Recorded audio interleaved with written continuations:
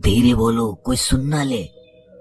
ये बात हम सब के कानों में पड़ी होगी और हमारे मुंह से भी निकली होगी, लेकिन सोचने की बात यह है कि ये वाक्य कब कब हमारे मुंह से निकलता है और कब कब हमारे कानों में पड़ता है, क्योंकि ऐसे कम ही गुप्त राज होते हैं जो हम दूसरों के कानों में पड़ने नहीं देना चाहते। अक्सर परिवार में अशांति का कारण हम स्वयं ही होते हैं। हम इस बात को देख पाए भले ना देख पाए, पर ये असल सत्य है, क्योंकि जाने अनजाने मूर्खतावश हम खुद ही अपनी वो बातें दूसरों को बता देते हैं जो हमें कभी नहीं बतानी चाहिए। और वही बातें जो जाने अनजाने हमने किसी दूसरे के सामने बता दी थी, वही हमारे दुख का कारण बन जाता है, वही हमारे झगड़े का कारण बन जाता है। और फिर बाद में हमें पछतावा होता है कि मुझे ये बात किसी को बतानी नहीं चाहिए थी। मेरी ही गलती हुई कि मैंने जाने अनजाने ये बात सभी को बता दी। इसीलिए आज की जो बोध कहानी मैं आपको सुनाने वाला हूँ, उसे सुनने के बाद आपको 7 ऐसी बातें पता चलेंगी जो आपको कभी किसी को नहीं बतानी। ये जो 7 बातें हैं जो आपको किसी को नहीं बतानी, क्यों नहीं बतानी, इसके पीछे का तर्क भी मैं आपको दूंगा। और इन 7 बातों के अलावा अगर आपको लगता है कि कोई बात ऐसी है जो मुझसे छूट गई या मैं नहीं बता पाया, तो कमेंट सेक्शन में जरूर बताना। इससे पहले कि आप इस बोध कहानी में खो जाएं, इस चैनल को सब्सक्राइब जरूर कर लें। तो चलिए कहानी शुरू करते हैं। एक समय की बात है, एक नगर में रिंकू नाम का एक युवक रहता था। वो युवक बहुत गरीब था, कुछ पैसा नहीं था उसके पास। 2 वक्त की दाल रोटी भी बड़ी मुश्किल से उसको नसीब होती थी। किसी काम की तलाश में दिन रात खोज करने पर भी उसे कोई काम नहीं मिल रहा था। फिर एक दिन उसने अपनी पत्नी के सामने अपनी सारी समस्या बता दी। उसने अपनी पत्नी को कहा कि मैं जिस जगह भी काम मांगने के लिए जाता हूँ तो हर कोई मुझे ये कहकर काम नहीं देता कि हमारे यहाँ काम की जरूरत नहीं है। मैं काम की तलाश कर करके थक चुका हूँ। मुझे समझ नहीं आता कि मैं तुम लोगों का पेट कैसे भरूंगा, अपने बच्चों को कैसे पालूंगा, और ये चिंता मुझे दिन रात खाए जा रही है। ये सुनकर उसकी पत्नी ने कुछ सोचकर कहा कि तुम एक आदमी के पास एक बार ही काम मांगने के लिए जाते हो, और जब वो काम नहीं देता तो तुम दोबारा उसके पास जाते तक नहीं हो। अगर तुम्हें उनसे काम लेना है तो तुम्हें हमदर्दी जतानी होगी, तुम्हें उनसे हमदर्दी हासिल करनी होगी, अपनी गरीबी दिखानी होगी, ताकि वो लोग तुम्हारी मजबूरी समझकर तुम्हें काम पर रख ले। इसीलिए शर्म मत करो, उन्हें अपनी मजबूरी बताओ, अपनी गरीबी बताओ, और इसी उपाय से तुम काम पा सकते हो। ये बात रिंकू के मस्तिष्क में बैठ गई और अगले दिन काम मांगने के लिए वो उसी सेठ के पास जा पहुंचा जहां पर वो पिछले दिन काम मांगने के लिए गया था। लेकिन इस बार उसने हाथ जोड़कर उस सेठ से प्रार्थना की, उससे विनती की कि वो बहुत गरीब है और उसे काम की बहुत आवश्यकता है। वो जो कुछ भी उसे देंगे वो उसमें संतुष्ट हो जाएगा, पर कृपया करके मुझे अपने यहाँ काम पर रख ले। उसकी ये हालत देखकर उस सेठ ने उसे अपने यहाँ काम पर रख लिया।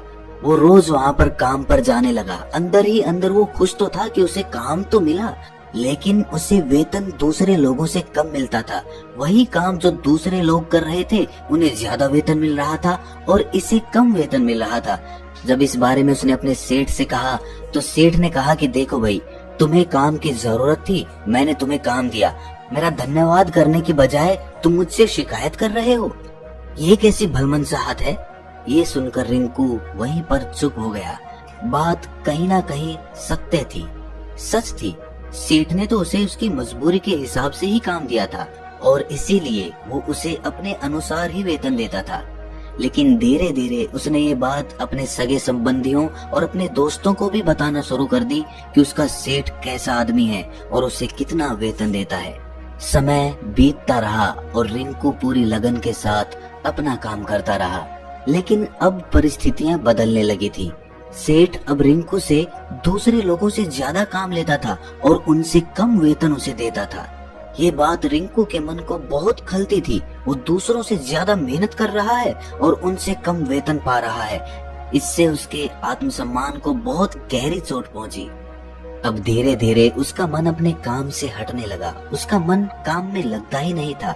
जाहिर सी बात है कि ऐसी जगह किसका मन लगेगा जहां आदमी को अपने आत्मसम्मान के साथ समझौता करना पड़े। इसीलिए जल्द ही उसने अपना काम छोड़ दिया और वो घर पर आकर खाली बैठ गया। अब उसके पास घर का खर्चा चलाने के लिए भी पैसे नहीं बचे थे। इसीलिए उसने अपने सगे संबंधियों और अपने दोस्तों से सहायता मांगनी शुरू की। लेकिन उसके दोस्त उसके सामने तो उसे दया का पात्र समझते थे, उसे दिलासा देते थे, लेकिन पीछे से उसका मजाक उड़ाते थे। वो कहते कि कितना बेवकूफ है, सेठ ने इतना काम लिया और बेचारे को पैसे भी नहीं दिए। अरे हम इसको पैसे दे दें तो ये कल हमारा भी पैसा वापस कर पाएगा, इसकी ऐसी हालत है, काम तो इसके पास कुछ है नहीं, पैसा कहाँ से लाके देगा। और इसी वजह से रिंकू की हालत दिन ब दिन खराब होती जा रही थी। अब वो दिन रात तनाव में रहने लगा था। वही दोस्त, वही सगे संबंधी जो उसके अपने होने का दिखावा करते थे, वो उसे दया का पात्र समझ रहे थे। उन्हें उसके ऊपर तरस आ रहा था। सब लोग आकर उसे ज्ञान तो बहुत देते थे, लेकिन कोई सहायता नहीं करता था। और अक्सर ऐसा ही होता है, ज्ञान देने वाले तो बहुत मिल जाते हैं, लेकिन मदद करने वाले, उंगली पकड़कर, हाथ पकड़कर आगे चलाने वाले कितने लोग मिलते हैं। एक दिन उसे पता चला कि पड़ोस के गांव में एक बौद्ध भिक्षु आया हुआ है जो बहुत ही ज्ञानी है। रिंकू इतना तनाव में था कि उसे कोई रास्ता नजर ही नहीं आ रहा था। इसीलिए जाने अनजाने वो उस बौद्ध भिक्षु के पास पहुंच जाता है। वहां पहुंचकर वो सीधे उनके पैरों में गिरकर रोने लग जाता है। वो रोते रोते उन्हें अपनी सारी परिस्थिति बताता है।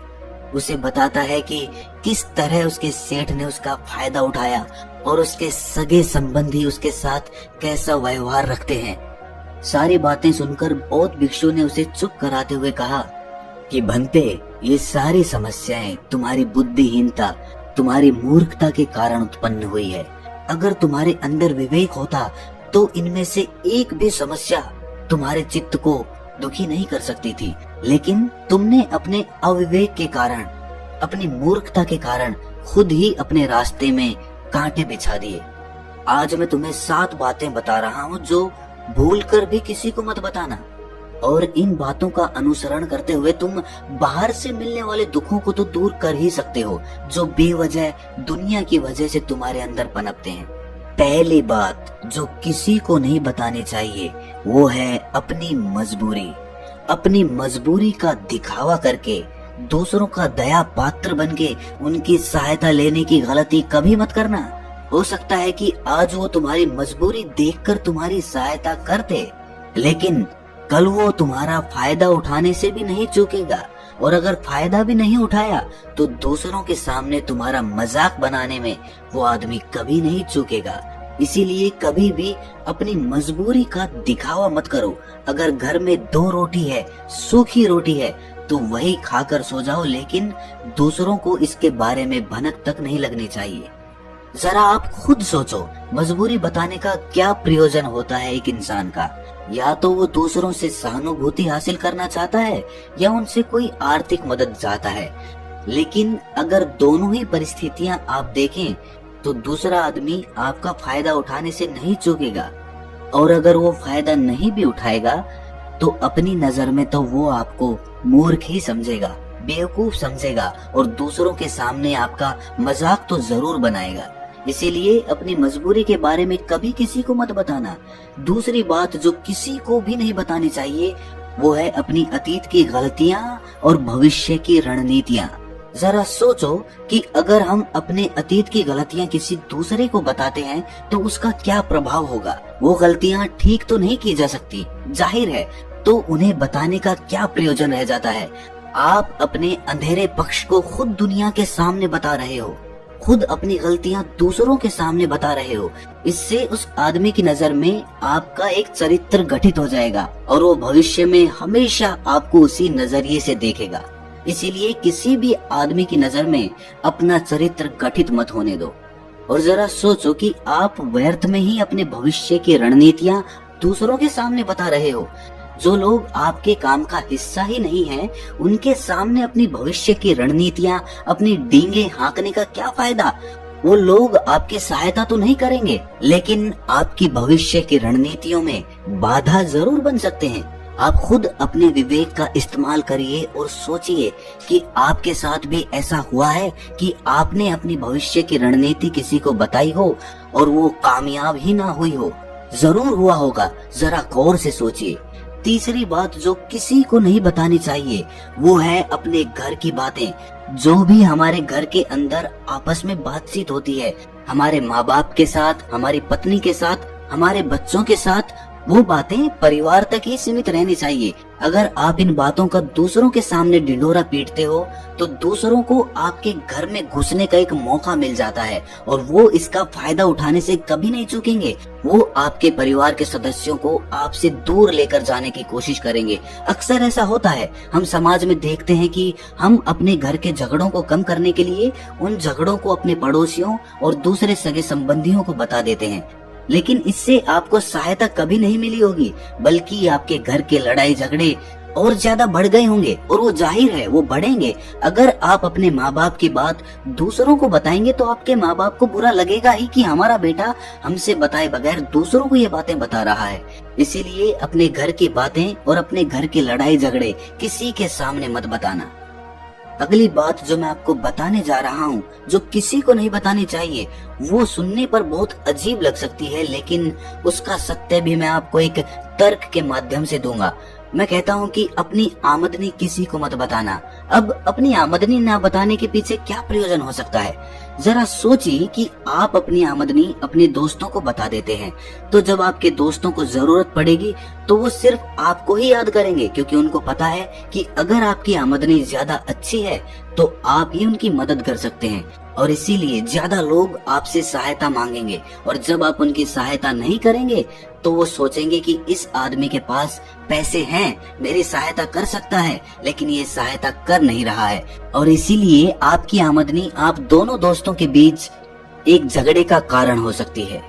कम आमदनी होगी तो लोग मजाक उड़ाएंगे और ज्यादा होगी तो सहायता मांगेंगे। तो अपनी आमदनी बताने का कोई प्रयोजन नहीं है।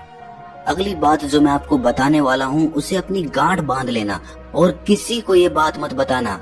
अपनी कमजोरियां और अपनी ताकत। अक्सर इंसान को पता नहीं होता है कि उसकी कमजोरी या उसकी ताकत क्या है, लेकिन अगर आपको अपनी कमजोरी और अपनी ताकत पता है तो पहली बात तो आप बहुत ही बुद्धिमान आदमी हैं, और दूसरी बात कि आपको ये बातें किसी से साझा नहीं करनी है, क्योंकि अगर आपकी कमजोरियां दूसरों को पता चल गई तो वो आपकी कमजोरियों का फायदा उठाएंगे, और अगर आपकी ताकत पता चल गई तो वही ताकत आपकी कमजोरी बन जाएगी, क्योंकि वो ताकत दूसरे आदमी को पता है और वो ताकत की काट भी ढूंढ ही लेगा। अपनी कमजोरी और अपनी ताकत अपनी पत्नी या अपने पति को भी नहीं बतानी चाहिए, क्योंकि इसके बाद आपको घर में उनसे हमेशा दब के रहना पड़ेगा। अगली बात जो किसी को नहीं बतानी चाहिए वो है अपने मित्र और अपने शत्रु। आप अपने मित्रों के बारे में अगर दूसरे लोगों को बताएंगे तो वो आपके मित्रों के साथ अपनी घनिष्ठता बनाकर आपको धोखा दिलवा सकते हैं। आपके गहरे मित्रों को आपसे दूर करने का प्रयास कर सकते हैं। अक्सर आम आदमी ऐसा नहीं करता, लेकिन आपके दुश्मन ऐसा करने की कोशिश कर सकते हैं। और दूसरी तरफ आपके शत्रु का भी किसी को नहीं पता लगना चाहिए, क्योंकि आज जो आपका मित्र है अगर कल वो आपका दुश्मन हो गया तो वो आपके दुश्मन के साथ ही मिलकर आपको परास्त कर सकता है, आपको धोखा दे सकता है। इसीलिए अपने सबसे अच्छे दोस्तों को भी अपने दुश्मन के बारे में कभी मत बताना। अगली और आखिरी बात कहना चाहता हूँ कि जब तुम दान करते हो तो दान के बारे में भी किसी को मत बताना, नहीं तो दान करना व्यर्थ हो जाता है, बेकार हो जाता है। जब आप अपने दान का ढिंढोरा पीटते हो तो आप ये बता रहे हो कि मैं कितना बड़ा दानी पुरुष हूँ, और ये आपके अंदर एक अहंकार निर्मित करेगा। इसीलिए दान गुप्त रूप से किया जाए उतना ही अच्छा होता है, उतना ही फलदायी होता है। जब आपका बायां हाथ दान कर रहा हो तो दाएं हाथ को भी ना पता चले कि बायां हाथ दान कर रहा है। ये 7 बातें जो बौद्ध भिक्षु ने रिंकू को बताई, इनमें संसार के सभी सिद्धांत छिपे हुए हैं। इन बातों का अनुसरण करते हुए आप अपने घर में सुख शांति बना सकते हैं और घर के झगड़े हमेशा के लिए दूर कर सकते हैं। आप इन बातों के बारे में अपने विवेक से भी सोचेंगे तो आपको ये बातें सच मालूम पड़ेंगी।